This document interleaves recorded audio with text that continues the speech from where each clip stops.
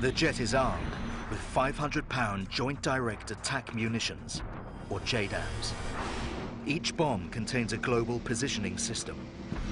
The GPS and an onboard computer on the F-18 send signals to the bomb's 3 movable fins to make any necessary adjustment to guide the bomb to its target. The system should be accurate to within 12 meters. This sort of javelin-shaped thing shoots out of the clouds, and you can see it coming towards you. I mean, and it looks like it's coming directly at you.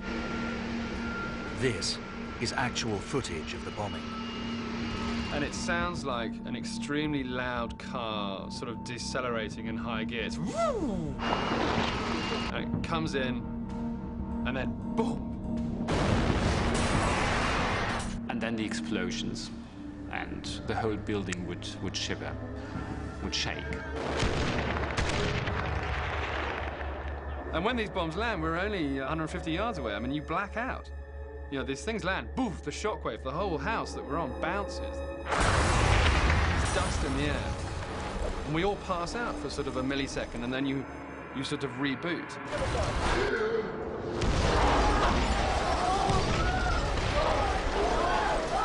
8 bombs rip through the southern end of the fort.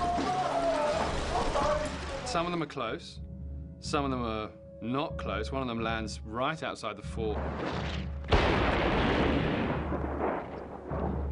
But they fail to hit the armory. The explosions halt the advancing Taliban. They retreat past the bodies of up to 100 dead comrades and shelter in the basement of the pink building. Arnim Stout struggles with his conscience. He has played a role in the carnage. The way I acted influenced what was going on. I didn't like that imagination, you know, that I helped calling airstrikes that probably cost the life of people. Perry is still in the northeast part of the fort, out of the line of fire and able to leave through the main gate. Despite the airstrike, Tyson and Stout are still pinned down in their headquarters building. It was nearly at dusk when it was obvious this is gonna go on maybe for the whole night. It was time to consider, have we got any way to get out there? If they try to escape, they will have to break cover. But then we saw an injured Afghan who was on crutches, who had 3 bullets in his body, but who could still move. And slowly, slowly he crossed that roof, which was in the line of fire without protection. And then he reached the wall, he climbed it, and then he disappeared. It was a way to get out. It's a risk, but Tyson is in no doubt. Hey guys, time to go. Huh? It's time to go. We slided down the steep wall and then ran into the field. A mortar had hit the field. It was quite a crucial moment in my life, you know, to run and see, okay, these 10 seconds could be life or death.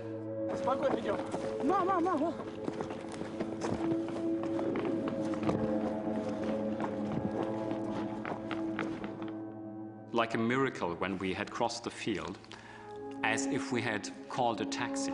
There was a minibus there. Before Alex Perry leaves, he files his first war report. Hey, Ali, it's Alex. It goes out live. Millions around the world learn of the death of an American in Afghanistan, and that large numbers of Taliban have been killed at Kalajangi. Once the Taliban started fighting back, there was really no way any of them were going to get out alive. Perry's convinced that with the overwhelming US firepower, the battle will be over by morning. Down in the dungeon, the Taliban face their second night at Kalajangi. They have lost many of their comrades. There are many wounded, There is almost no food or water. Surrounded by US, British, and Afghan forces, the Taliban fighters have no intent. Journalist Alex Perry is one of many reporters on the scene, as hundreds of Taliban prisoners try to fight their way out of an Afghan fort.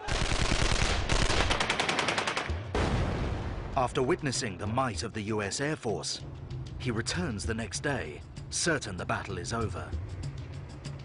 With him is veteran US combat correspondent Dodge Billingsley. For both men, it's a surreal situation.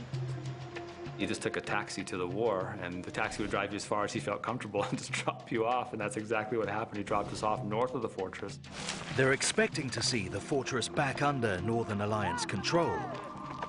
They are in for a surprise.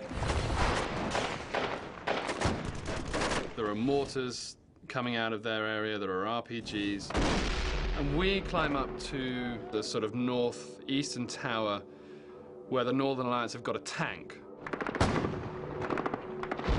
2 hours later, the journalists are joined by another group of US Special Forces and the bomb-spotting team.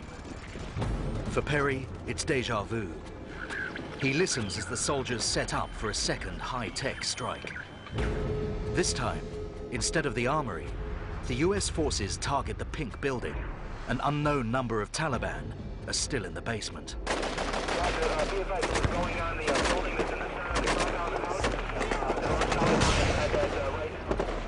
After feeling the blast waves of the prior day's bombing up close, Perry decides to stay well clear of the target this time. He and Billingsley move out of the northeast tower to a position just outside the fort, where a backup US Special Forces team are listening in to the mission. I can hear the pilot talking, I can hear the bomb spotter. Roger, send the coordinates. East, 066. And I can also hear that they're going to pull in a much bigger bomb. 5, over. The day before was 500 pounds, this is going to be a 2,000 pound bomb. 6. The US pilots get ready to release the biggest JDAM available. 4 times the size of the previous day's bomb, a 2,000-pounder has the capability to devastate a 3-story building and all those within it. A direct hit will finally end the resistance. Elevation, 1, 2, 900 feet. I'll copy, over. Hey, Mr. B advised, they're about ready to drop. Pull back at this time, over. Let's go, come on, pull it. Hey guys, get out. It comes screaming in, the sort of decelerating car noise. 8, 6, 5, 8, 9, 4, 5, over.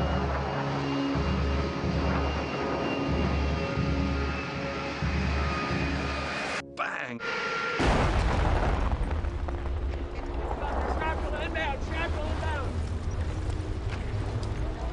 There's this massive cloud of dust spiraling into the sky. As the dust clears, you can see this swimming pool hole in the wall where this tower used to be, where we've just been, where this tank was. Suddenly the radio comes alive. You can hear American voices shouting, you know, man down, man down, man down. In the basement of the pink building, shockwaves rattle the Taliban.